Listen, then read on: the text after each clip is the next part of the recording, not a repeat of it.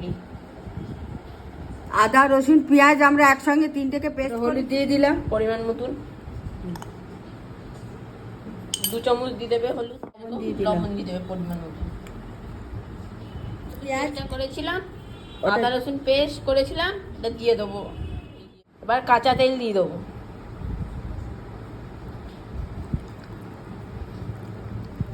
শুকনো লঙ্কা বাটা দিয়ে দিলাম।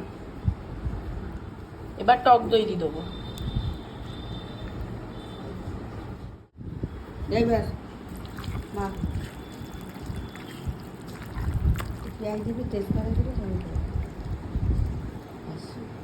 কড়াইয়ের মধ্যে তেল দিয়ে দিয়েছি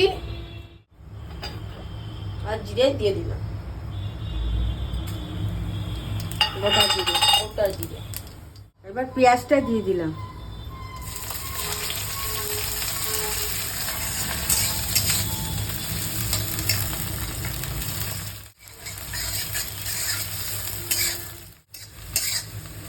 গেলে মেটেটা দিয়ে দেবো।